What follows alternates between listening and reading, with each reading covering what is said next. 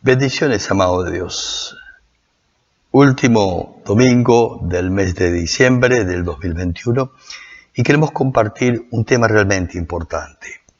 En el Evangelio hay pares inseparables como la gracia y la paz de Dios, arrepentimiento y fe, gracia y fe, salvación y santificación. Uno conduce a lo otro. Si en verdad uno cree en Dios y abre su corazón a Él, esta decisión cambia nuestra forma de vivir, nuestra forma de pensar y también todas nuestras relaciones. No es algo automático, hermano, como el perdón de Dios, que sí lo es puntualmente, sino que en la medida que comprendemos la naturaleza y los propósitos de ser llamados hijos de Dios al nacer de nuevo, esto mismo nos lleva a un proceso llamado en la Biblia santificación. El deseo de querer agradar a Dios es una evidencia de que el Señor nos llamó, lo cual se visibiliza en su presencia en nuestra vida, produciendo fruto en nosotros, los cuales, como cualquier fruto, da testimonio para honra de Dios en la vida de esa persona. Cuando Pablo escribe la segunda carta a los tesalonicenses, además de querer corregir ciertos malentendidos acerca de su regreso, el regreso del Señor, el tema precisamente vamos a ampliar esta tarde del culto presencial. Lo cierto es que aquí quiere hablar de algo que es la justicia de Dios. ¿Por qué Pablo exhortaba y animaba a la iglesia a vivir y crecer en santidad? Esta es una realidad que a veces se desdibuja. Perdemos conciencia de que el Señor va a regresar en cualquier momento, o también es posible que vos o yo partamos en forma inesperada a su presencia. Cualquiera sea la circunstancia que se presente primero, su venida o nuestra partida a su presencia, este hecho, uno o el otro, va a alterar todos tus planes, todos tus proyectos, especialmente si no estamos preparados para la realidad de su venida o nuestra partida. Pero debes saber que su irrupción en nuestras vidas, el día que abrimos nuestro corazón, también significa un cambio de planes, un cambio de proyectos, porque el llamado de Dios viene con un llamado precisamente a hacer un giro completo, total, 180 grados. Esto significa, para arrepentimiento, dar un giro completamente en el sentido contrario y comenzar a caminar en la dirección de Dios, lo cual va a afectar tu vida de una manera significativa. Y esto es aplicable a todo ámbito de tu vida, de tus relaciones y de tu interacción. Vamos a leer el pasaje. Segunda carta de Pablo a los Tesalonicenses, capítulo 1, del verso 3 en adelante. Quisiera usar la Reina Valera contemporánea porque usa un lenguaje bastante actual. El texto dice así: hermanos, siempre debemos dar gracias a Dios por ustedes. Así debe ser, ya que la fe de ustedes va creciendo y todos y cada uno de ustedes abunda en amor para con los demás. Nosotros mismos, habla precisamente Pablo en representación de este grupo, nos sentimos muy orgullosos de ustedes en las iglesias de Dios al ver la paciencia y la fe de ustedes para soportar persecuciones y sufrimientos.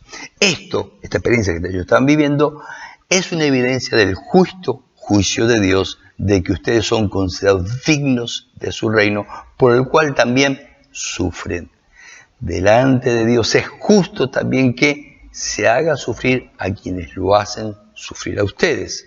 El verso 7 dice así: y al mismo tiempo dar un descanso a ustedes, los que sufren, lo mismo que a nosotros, cuando el Señor Jesús se manifieste desde el cielo con sus poderosos ángeles, entre llamas de fuego, para dar su merecido a los que no, primero, conocieron a Dios, dos, a los que no obedecen el Evangelio de nuestro Señor Jesucristo. Estos dos grupos sufrirán el castigo de la destrucción eterna y serán excluidos de la presencia del Señor y de la gloria de su poder. El verso 10 dice: el día que venga para ser glorificado en sus santos, admirado por todos los que creyeron. Ustedes han creído, dice el apóstol Pablo en nuestro testimonio. 11. Por eso siempre oramos por ustedes para que nuestro Dios les considere dignos de su llamamiento y cumpla con su poder todo propósito de bondad y toda obra de fe. Finalmente el verso 12 dice, para que, por la gracia de nuestro Dios y del Señor Jesucristo, el nombre de nuestro Señor Jesucristo sea glorificado en ustedes y ustedes en Él. O sea, ida y vuelta. Es un pasaje precioso del cual quisiera compartirte primero 3 verdades del Evangelio de Dios.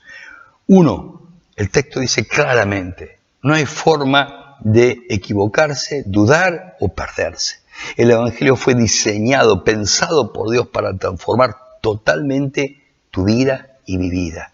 Si en verdad uno entendió y aceptó ser un seguidor o discípulo del Señor, esto alborota la vida de esa persona, sea grande, sea joven, sea un niño o una persona mayor. También alborota nuestras familias, nuestros amigos y conocidos, porque ellos se dan cuenta de los cambios inmediatos que surgen de creer y cambiar por el accionar de Dios en nuestra propia vida. La segunda verdad importante del Evangelio, tanto el poder como la gracia de Dios traen redención, o sea, Dios cambia, nos rescata de la forma que estábamos viviendo sin Dios, sin tomar en cuenta su palabra, sus promesas, su amor, su perdón, y nos conduce en un proceso de ser transformados en una nueva persona. Y aunque es un proceso, da señales en forma inmediata, porque los hijos de Dios reflejan el deseo de las cosas de Dios. Pablo dice precisamente esto en Filipenses 2:3, Dios pone el querer como el hacer, porque el Señor mismo produce el deseo de las cosas de Dios en lo que en verdad son suyos. Por su palabra, por ejemplo, el deseo de adorarle, el conocer más de su amor, el compartir de sus planes, el compartir lo que estamos experimentando y sintiendo. Este anhelo no solamente produce crecimiento, además da base y firmeza a nuestras vidas, porque esta fe o confianza en Dios se potencia en la interacción con la familia de Dios cuando nos congregamos, donde vamos a ser estimulados a crecer, a servir, pero además el amor de Dios promueve el compañerismo con otros cristianos y nos lleva a compartir de Jesús a personas que aún no han tomado esta decisión tan importante que es volverse a Dios, reconciliarse con Dios. Tercera verdad, vivimos en un mundo que no solamente es opuesto a Dios, también es injusto, incoherente y malvado. Por eso la fe en Dios produce una perseverancia, confianza en Él, a pesar de las dificultades y problemas que hemos enfrentado, vamos a afrontar y tal vez estemos enfrentando.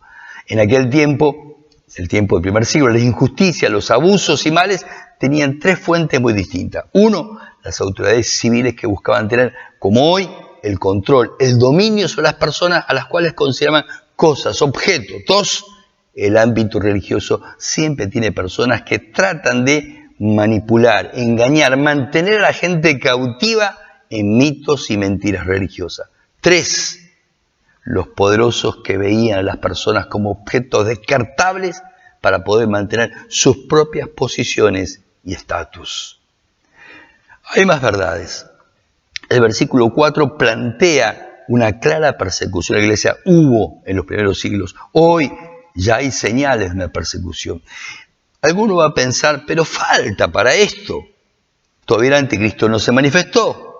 Esto vamos a hablar esta tarde en el culto presencial. Creo que hace tiempo comenzó y es visible que el adoctrinamiento de género y el movimiento LGTB ha declarado la guerra a la familia, a la iglesia y a los valores judeo-cristianos que conforman el corazón de las iglesias del Señor. Y son la base de muchas democracias y sociedades actuales. Hoy mismo hay leyes y proyectos para quitar a la iglesia la libertad de predicar y poder llamar las cosas como Dios las llama. Lo que es abominación, abominación. Lo que es condenado por Dios y pecado. Hace tiempo que el gobierno, por ejemplo en Canadá, cuando los padres no quieren que sus hijos sean adoctrinados en la perspectiva de género, literalmente se lo saca. Hoy mismo hay en Francia un proyecto para implementar esto y quitarle la patria potestad a los padres que se opongan a estos caprichos, estas ficciones que los gobiernos plantean con la perspectiva o el adoctrinamiento de género. Las puertas de Sodoma se han abierto de par en par y aún hay gente que no se ha dado cuenta. Estos grupos poderosos, mínimos, porque son realmente chicos, un porcentaje muy bajo, no llega al 5% de la población, son muy poderosos y están en plena guerra. Y si aún no decidiste participar activamente en la formación de los valores en el corazón y en la mente de tus hijos, este es el tiempo. No dilates más. Es importante el rol que tienes como papá, como mamá, como hermano, para que tus hijos sean cuidados y guardados y formados en los caminos de Dios y no arrastrados a caminos de abominación. En el versículo 5 de este pasaje, Pablo usa una palabra muy particular y es importante ahondar en ella. En Mateo 7.1, cuando habla de no juzgar mal, no juzgar con una viga en los ojos, Dios no prohíbe nunca el juzgar, es algo común. Allí la palabra que se usa en Mateo 7.1 y en adelante es crino, una palabra que se traduce del griego al español como decidir, analizar. Nosotros, esta misma mañana, a la hora que te decidiste levantar, hiciste un juicio. Determinaste que era el momento de ponerse en pie, desayunar, recibir la palabra de Dios y compartir con los tuyos. Pero en el versículo 5 de 2 de Tesalonicenses, capítulo 1, se usa la palabra derivada de crino. La palabra es interesante porque es muy conocida en español. Crisis, pero con K. Significa acción de investigar con la finalidad de separar, elegir o distinguir. Esta distinción de Dios permite conocer en medio de las dificultades o problemas o persecuciones quién en verdad son dignos del reino de Dios porque en verdad se han entregado al Señor, han vuelto su corazón ante Él. ¿Cómo reacciona Dios ante un mundo que se vuelve cada vez mayormente injusto y cada vez más malvado y perverso y corrupto? En el verso 6 dice que Dios va a retribuir, pagar, dice otra versión, porque Dios, aunque es bondadoso y misericordioso, lo es sin dejar de ser justo y pagador de lo que cada uno busca. La palabra usada por Pablo es un término compuesto, antapodididami. Anti significa dar vuelto, apo atrás, didomi, dar. Se puede traducir como dar de vuelta o yo daré el pago. Implica una acción directa de Dios, segura en el día del juicio, cuando Él venga, pero la Biblia anticipa a lo largo de la historia de la redención que Dios muchas veces ha ejecutado juicios en la tierra circunstanciales precisamente para advertir a la iglesia y a los que se quieren volver a Dios que hay un juicio, que va a haber un juicio de Dios. El volcán en España, la isla de Palma, esta larga interrupción de casi 90 días, no es vista por muchas como una señal que habrá un juicio de Dios, por lo que el ser humano ha buscado sin tomar en cuenta a Dios. El pago no solamente es para los malvados, es importante entenderlo. Habrá recompensa o pago por gracia a los suyos, como dice el verso 7, dando alivio. Pero habrá también una experiencia muy especial para los que sean testigos del regreso del Señor, para traer juicio y justicia sobre el mundo de ese momento, y esto puede ser en cualquier momento. La pandemia está acelerando los tiempos y produce cierta advertencia que no tiene que pasar desapercibida. En el verso 8, Pablo va a usar otro término para retribución, asociado a la venganza o castigo por las malas decisiones. La palabra es equidikesis, pago o juicio de Dios. Significa retribución y apunta a dos destinatarios. En primer lugar, a los que no conocen a Dios. La palabra usada por Pablo para conocer es didomi, que significa dar o poner. Es decir, no pusieron a Dios en sus vidas. Dios no está en sus corazones. No lo conocen porque decidieron no darle ese lugar en sus vidas. Dos, los otros destinatarios del juicio de Dios son los que deliberadamente decidieron desobedecer el Evangelio, es decir, al Señor.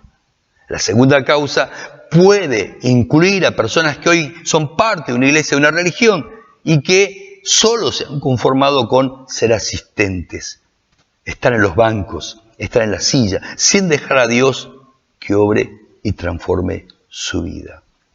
El castigo que revela el verso 9 por continuar viviendo sin tomar en cuenta esto, sin tomar en cuenta a Dios, es que decidieron no hacerle caso. Por eso dice, continuarán lejos de su presencia y de su gloria. La palabra que Pablo usa en el versículo 9 es interesante, oleteros, que significa ruina. No está enseñando la aniquilación o exterminio que cree la secta de los adventistas o los testigos de Jehová, pues el término viene acompañado por el adjetivo eterno o eterna. Se habla de ruina, de castigo, de destrucción o perdición eterna, es decir, algo que no acaba.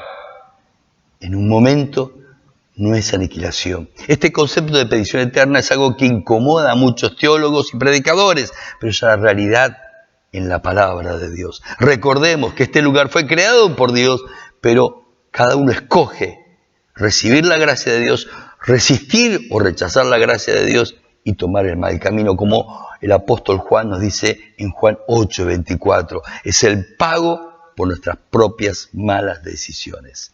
El verso 10 revela el momento, en los tiempos de Dios en que esto va a ocurrir, cuando Él venga. Pero este mismo versículo nos da una importante revelación, algo que tenemos que redescubrir, meditar y pensar. El Señor viene para que lo suyo, vos y yo, si en verdad has nacido nuevo, le honremos, glorifiquemos a Dios en ese día y para ser reconocido por todos los que en verdad han creído, independientemente de la iglesia o denominación que seas, porque Dios tiene pueblo en muchos lados, pero el que en verdad es pueblo de Dios es alguien que ha sido tocado, alcanzado y cambiado por la gracia de Dios. Esto no significa que todos los que asisten a una iglesia o religión van a ser parte de este grupo. Es importante aclarar esto. ¿Por qué? Porque los que Dios en ese día va a llamar a su presencia son los mismos que en su diario andar le honran, le buscan y dan gloria a Dios en sus vidas y a través de ella. Finalmente, en el culto presencial de esta tarde vamos a seguir hablando sobre este tema a las 19. Si amas a Dios, si en verdad Dios es Dios de tu vida, dale el lugar que Él merece en tu corazón, en tu hogar, ante los tuyos. No dejes de congregarte. Si estás de vacaciones, tampoco visita una iglesia si estás fuera de tu ciudad. Tampoco si te faltan ganas, deje de ir a la iglesia, porque la falta de ganas no es un justificativo delante de Dios. Pide a Dios que ponga en ti el deseo de congregarte. Sea agradecido, brilla, da a Dios el lugar que Él quiere tener en tu vida. Hónrale. Y te aseguro, como a veces pasa con muchas personas, congrégate, bendice el nombre del Señor para que Dios pueda seguir trabajando en tu vida y en los tuyos. Que el Señor esté con todo aquel que tenga este mismo sentir, el deseo de honrarle, alabarle y bendecirle. Dios esté contigo si tú estás dispuesto.